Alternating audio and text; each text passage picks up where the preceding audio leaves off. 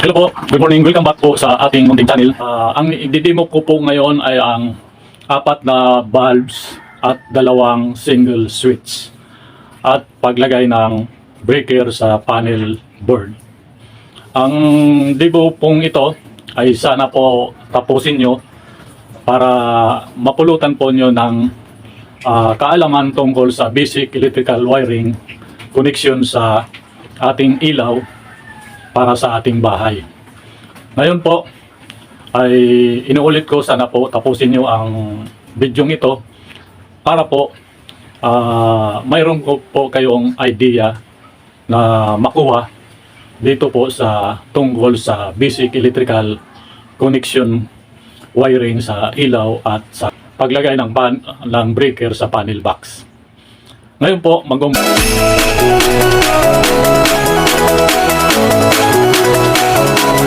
63 ampere po ito sa ating main breaker. Ang pag-test po nito ay mayroon na po akong mga in-upload na mga video. Panoorin na lang po ninyo dahil nandun na po lahat, pati po yung pag-test nito kung goods ba ang ating breaker at saka switches, outlet. Nandun na po. Panoorin na lang po nyo yung mga in-upload ko na video.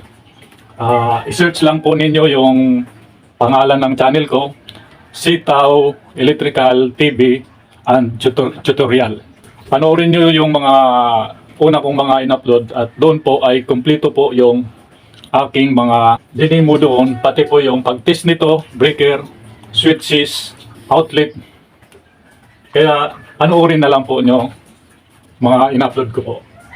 Ganito lang po ang paglagay sa ilalim, unahin sa ilalim tapos i-push po.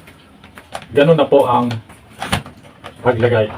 Kaya tapusin nyo po ang video ito para po marami po kayong mga kaalaman tungkol po sa basic electrical wiring sa ilaw at saka outlet. Ito po 16 ampere para po sa ating ilaw. Lagay ko na po. Ganyan lang po ang paglagay.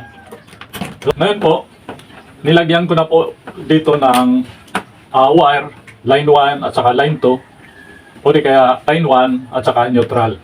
Sabi ko nga ang i-install natin ay 4 na valve at 2 single switch. Ilagay po natin yung bukilya.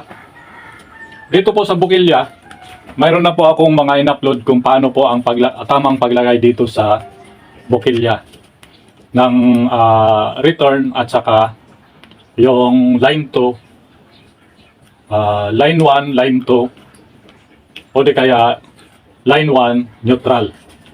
Dito po sa bukilya, ulitin ko, yung neutral dito po sa gilid, dito po sa gilid ilalagay o di kaya return dito po sa gitna.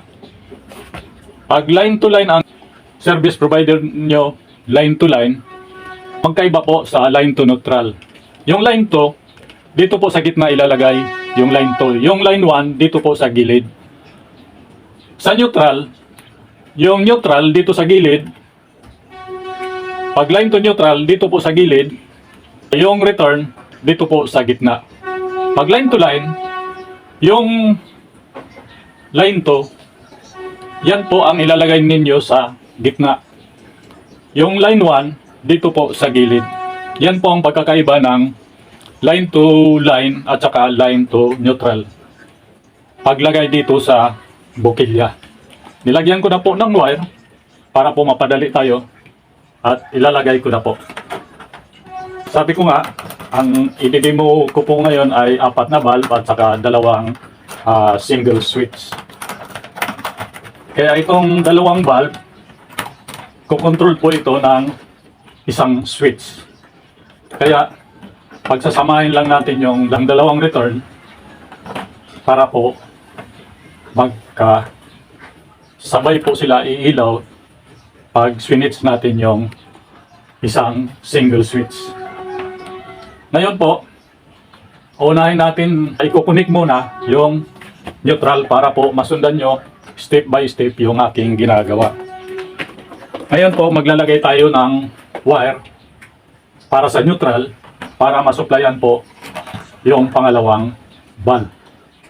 At ito po yung line 2 o di kaya neutral at saka yung home run natin, pagsasama-samahin lang natin at ito po mga galing sa bukilya.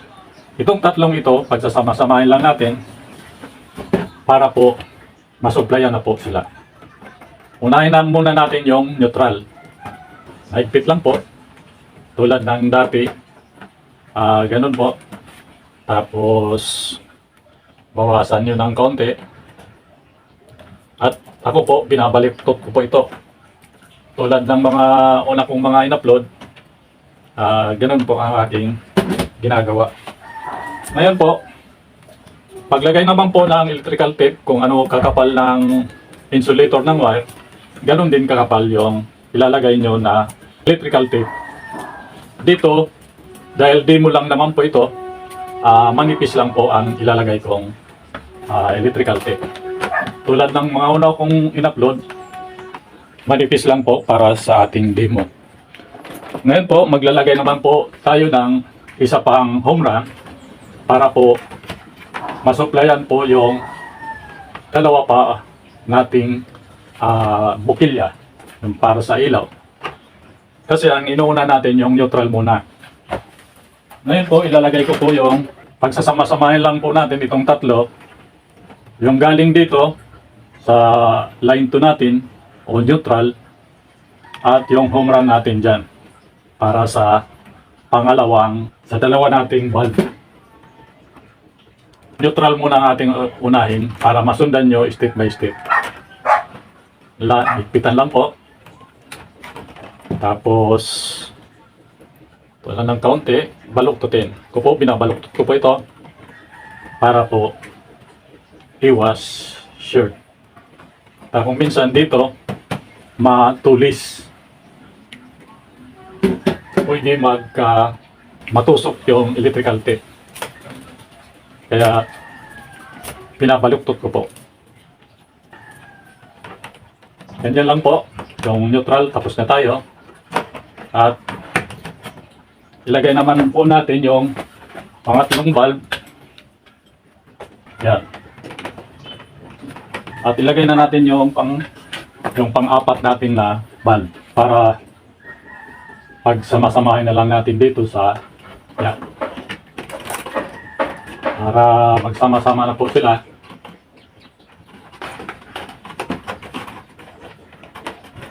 At lagyan natin ng home run para dyan sa pang-apat nating valve. Sama-samahin lang natin na itong tatlo. Balatan muna natin ito. Itong iba, mga binalatan ko na para mapadali lang tayo. So, ito pong bukilya galing sa pangatlo at itong home run natin, itong tatlong ito, neutral o line 2, pagsama-samahin lang natin. Tapos, i-splice lang po. Higpitan lang po nyo. Ganyan lang po. Tapos, baluktutin po.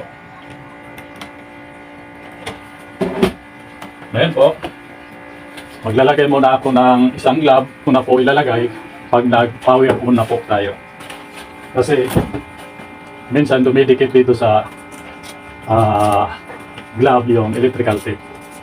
Kaya mamaya ko na isusuot yung isa pa.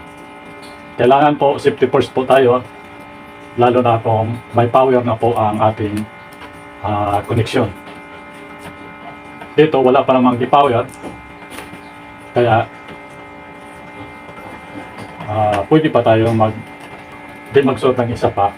Pag nag-power on na po tayo, magsusuot pa po tayo ng isa pang glove. Ngayon, tapos na po tayo dito sa pangatlo. At dito naman po sa pang-apat na bukilya, ikukunik lang natin itong dalawa na line 2 o di kaya neutral. Pagsamahin lang natin.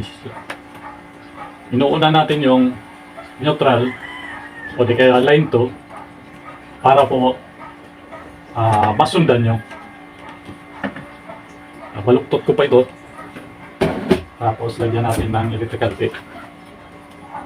So dito po, dahil demo lang naman, manipis lang po ang ilalagay. Ito na po. Tapos na po tayo sa neutral. Ngayon, dito naman po tayo sa live. O di kaya line 1. Maglalagay tayo ng wire papunta sa unang single switch natin.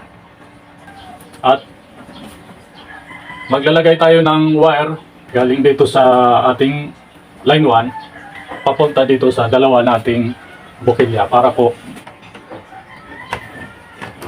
ito po, sana po na susundan nyo yung aking dinidemo dito para po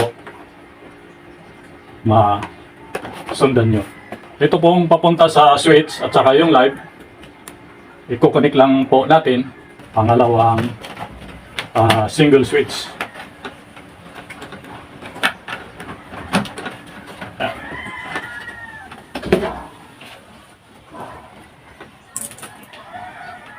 Ngayon po, i-connect lang natin dito sa live para masuplayan po yung pangalawang single switch natin. Itong tatlong ito, pagsasama-samahin lang natin, yung galing ditong line 1 at saka papuntang switch at yung home run natin papunta doon sa pangalawang single switch. At binabaluktot ko po ito. Lagyan natin ng electrical tape. Yeah. Panoorin nyo yung mga nauna kong mga video. Nandun po lahat yung pag-test ng breaker at saka switches, outlet. Doon po nyo lalaman kung paano pag-test kung goods ba yung breaker natin, switches at saka outlet. Ngayon po, maglalagay tayo ng para naman dito sa ating dalawang bulb para sa ating return. Itim po ang ginagamit ko, live at saka return. Ito po lang ang available ko dito. Tapos na tayo sa galing dito yung tapos yung home run natin para sa pangalawang single switch at saka yung papunta dito sa unang single switch natin. Ngayon, pagsasama-samahin naman natin yung itong galing dito na return at saka itong pangalawang return natin dito sa pangalawang kilya. Pagsasama-samahin lang po natin itong tatlong ito para po connect na po sila. Dahil pag inon po natin yung single switch, iilaw po yung dalawang bulb. Parehas naman doon sa pangalawa natin, single switch. Pag inon ko po, dapat iilaw po yung dalawang bulb. Baluktutin lang po. Ako po, binabaluktot ko po ito. Tapos, lagyan ng electrical tape. Yan po, tapos na tayo sa return. Dito naman po tayo sa pangalawang switch natin. Ito po yung live natin. Diretso na po ito sa pangalawang single switch natin. Yan. Tapos, maglalagay din tayo ng return para dito sa ating dalawang bukilya para magsama-sama na po sila. Babalatan ko lang po. Maglalagay po ako ng wire papunta po dito sa ating pangalawang single switch. At itong dalawang bulb na return, pagsasama-samahin lang po natin para magkaroon po siya ng supply. I-splice po nyo, higpitan lang po, tulan ng kaunti, matulis, at Tapos baluktutin po. Ito po, binabaluktot ko po ito para ngayon lagyan natin ng electrical tape. Tulad ng sinabi ko, kung ano kakapal yung insulator, ganun din ang ilalagay nyo. Dito dahil for demo purposes lang po, kaunti lang po ang ilalagay ko.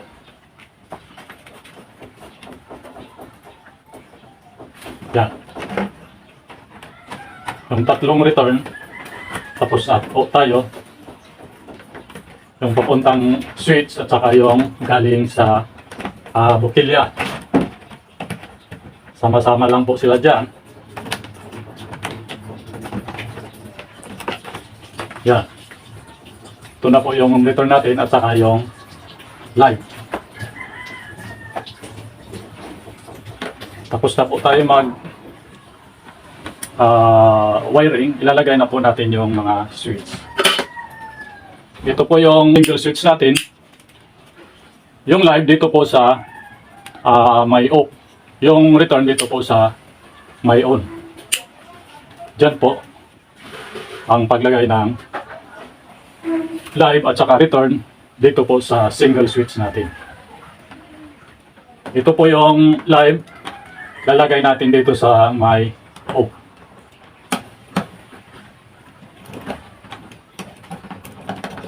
Yan. Dito naman po yung return. Dito naman po sa may on. Yan. Tapos na po tayo. Lalagay ko na lang po. Sana po na susundan nyo yung aking ginagawa. Unahin natin itong unang single switch para step by step po masundan po nyo yung aking ginagawa. Pantay lang po. Yan. Yan po. Tapos na po tayo sa ating unang single switch. Okay po na natin. Ito naman po, tulad ng sinabi ko, yung return dito po sa may on, yung live dito po sa may off. Ito po yung galing dito sa line 1 natin, yung live dito po sa may off. Yan. Sa yung return naman dito po sa may on. Yan. Ikabit ko na po. Lalagay na po natin yung tornilyo. Dapat po pag inon ko ito, dapat iilaw itong dalawa. Parehas lang naman dito sa unang single switch natin.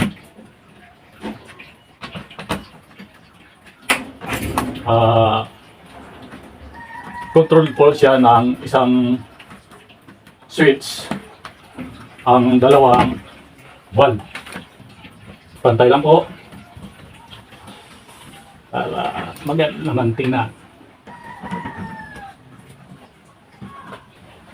Sana po na susundan nyo yung ating ginagawa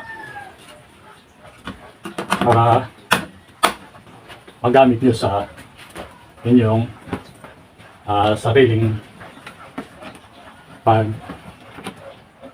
DIY. At isunod naman natin yung mga bukilya. Sabi ko nga, ang i-demo ko po ngayon kung paano mag-install na 4 na valve at 2 single switch. Isang single switch, control niya ang 2 valve.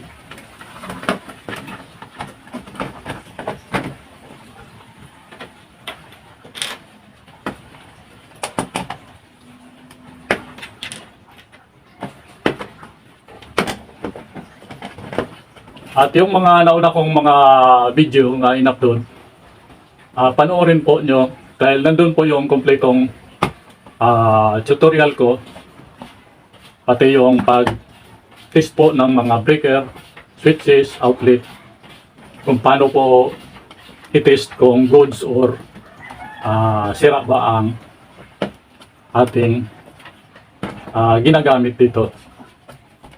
Kasi mahalaga po na i-test muna yung ating gagamitin para po nakakasigurado tayo nga ang ginagamit natin dito ay nasa good condition. Kaya mahalaga po nga bago po install, i-test muna yung ating gagamitin para kung mayroon man mali sa ating wiring, doon na lang tayo magpo-focus. Hindi na tayo magpo-focus doon sa ating mga switches, outlet at saka breaker dahil tinis na natin bago natin in-install. Kaya ganun po ang kahalagahan na bago install, i-test muna. Nandun po sa mga una kong mga in-upload, panoorin na lang po niyo. Kompleto po yon. Dito po, hindi ko na muna pinakita sa inyo kasi mayroon na pong naunang mga video po na kompleto po ang aking tinuro doon.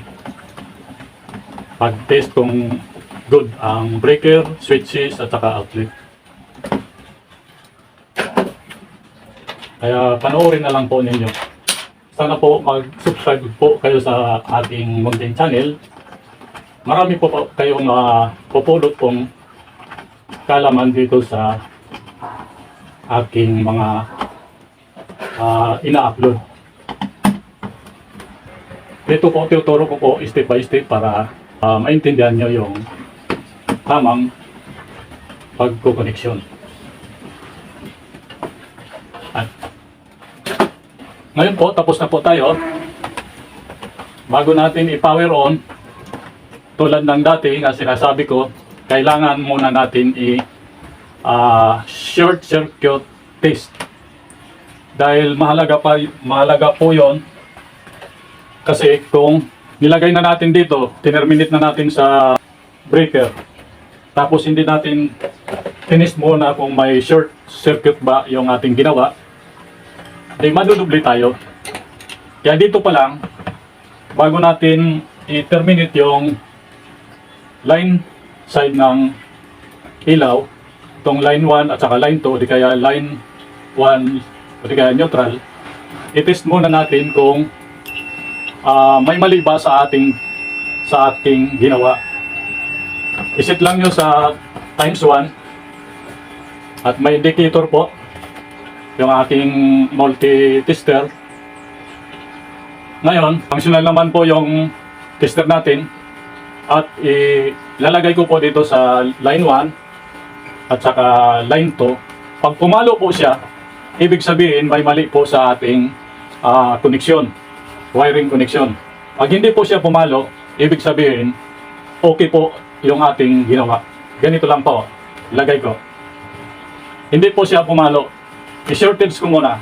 Functional naman yung tester natin at functional naman, ilagay ko ulit dito sa line 2. Hindi po siya pumalo.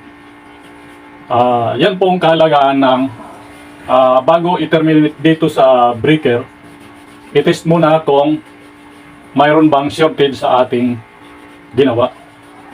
Short circuit test. Yan po, hindi po pumapalo yung tester. Ibig sabihin, goods po ang ating connection. Mayroon pa ako dito digital tester. Isit lang nyo sa ohms. Ganon sa ohms, tapos iselect sa continuity. Tumutunog po siya. Yan. Ngayon, pag tumunog po siya, mayroon pong mali sa ating ginawa. Pag hindi po siya tumunog, ibig sabihin, okay po yung wiring connection natin. Ngayon, i-short ko muna. Functional naman, tumutunog siya. At ilalagay ko na po dito sa line 2, di kaya neutral. Yan po. Hindi po tumunog, ibig sabihin, okay po yung ating connection. Pinakita ko lang po dito sa digital dahil baka hindi nyo nakikita dito sa analog tester natin, pero may indicator naman. Ibig sabihin, okay po yung ating connection dahil hindi po siya hindi po siya pumalo. Ganun po. Ngayon po, lalagay ko na po dito sa itong breaker natin na 16 ampere para po sa ilaw. Ang ginagamit po dito na wire ay number 14 AWG 2.0 mm squared. Ang ginagamit ko pong wire dito, THHN. Maganda po ito, stranded wire. Kasi mataas po ang plastic din niya. Maganda po gumamit ng wire na THHN. Yan po, ipitan lang po. Yan. Galaw-galawin kung pag maipit na. Yan. At dito naman po sa main breaker natin, yung ginagamit dito na wire ay number 6. 63 amperes yung main breaker natin. Yung ginagamit dito na wire ay number 6 EWG 14 mm squared. Ako po, dahil demo lang naman po ito, maliit lang po yung ginamit ko ngayon. Ginagamit ko dito, maliit lang kasi for demo purposes lang po. Lagay po natin kung sa kanan yung line to o di kaya neutral, dapat sa kanan din nyo ilalagay dito. Kung naglagay kayo sa kanan dito ng neutral line to, dapat dito lagay nyo din sa kanan yung live o di kaya line 1 dito sa kaliwa, lahat sa kaliwa, para hindi po magkabaliktad. Ganun lang po. Sana po na susundan nyo yung aking ginagawa. Higpitan lang po. At siguraduhin nakaupo ito breaker natin. Ngayon po, ilagay natin yung bus bar.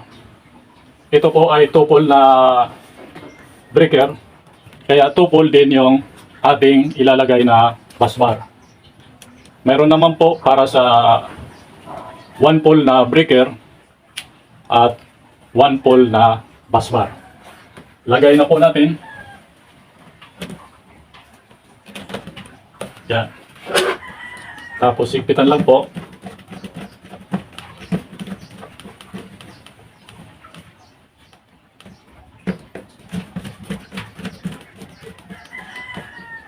Yan. Sabi ko nga, yung i-install natin yung dalawang single switch at 4 na valve. Mayroon na po akong mga video nga kasama po yung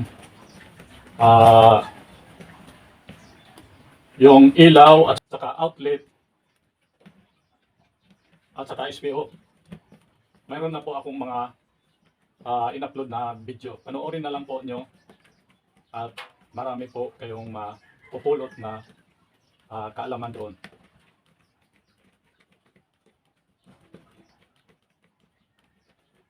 Kompleto po yon.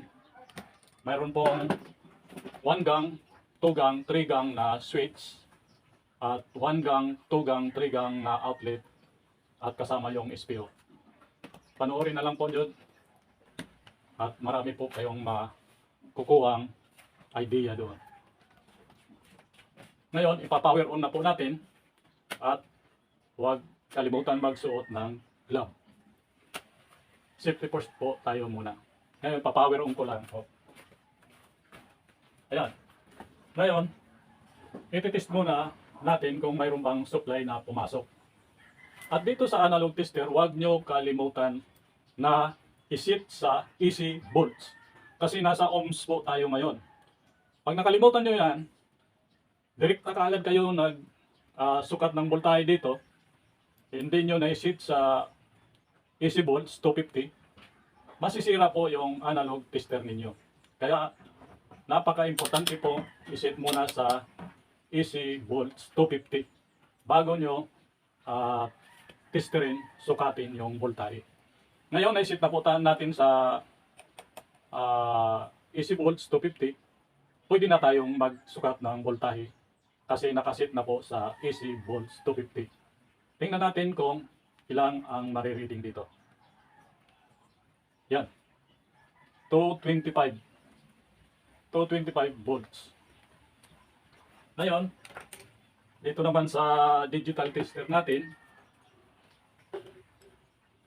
isit lang po sa volts at iselect nyo sa AC.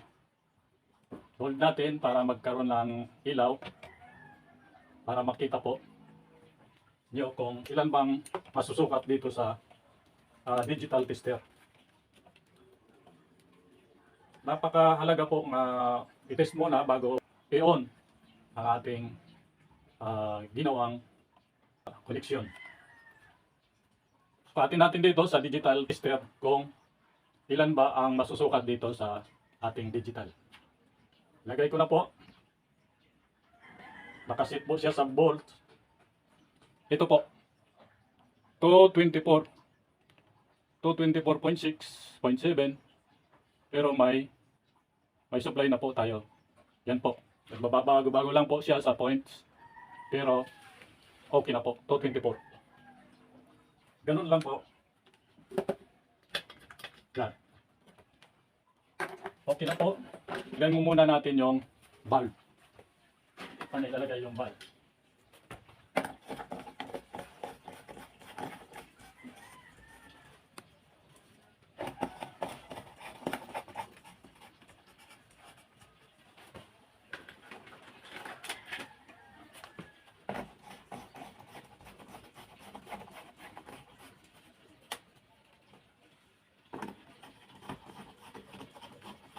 Sana po mag-subscribe po kayo sa ating munting channel at pindutin yung notification bell para po updated po kayo sa aking mga susunod pong video na i-upload. Marami po kayong makukuha ang idea dito sa aking munting channel. Iwan ko na po yung main breaker. Yan. At ito po yung 16 amperes para sa ating ilaw. Yan. Dapat, pag inon ko itong single switch natin, dapat iilaw po itong dalawang bulb. Pag inop ko naman, dapat off po itong dalawang bulb. Tulad din naman po doon sa pangalawa nating single switch. Pag inom ko po, dapat iilaw po siya. Pag inop ko po, dapat mag-off po siya. I-on ko na po. Yan po. Umilaw po. I-off ko po. I-on ko. I-off ko. Dito naman po sa pangalawang single switch natin. I-on ko po. Yan. Umilaw po. Itaka-off po. I-on ko po ulit. I-on ko dito. Yan. I-off ko po dito sa breaker. I-on ko po ulit. At i-off ko dito sa main breaker. At i-on ko po ulit. Yan po. Okay naman po yung ating ginawa. Lagyan natin ng takip para maganda naman po tignan.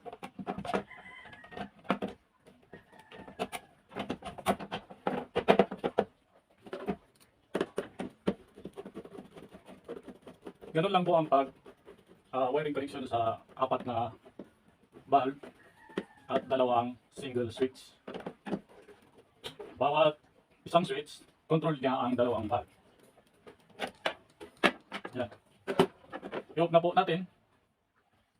Nakita naman po nyo na okay naman po. Yan. Tapos na po tayo. Salamat sa panonood. Sana po tinapos nyo yung video ito para nasundan nyo yung ating ginagawa para sa basic wiring connection sa ilaw at saka switch. Maraming salamat po. Sana po pagpalain po tayo ng may kapal at sundan po nyo yung aking mga in-upload na. Panoorin na lang po nyo. Nandun po kompleto po yung pag-test po ng breaker, switches, outlet at saka SPO. Nandun na po. Panoorin na lang po ninyo at marami po kayong mapupulot doon na kaalaman. Salamat po at God bless po.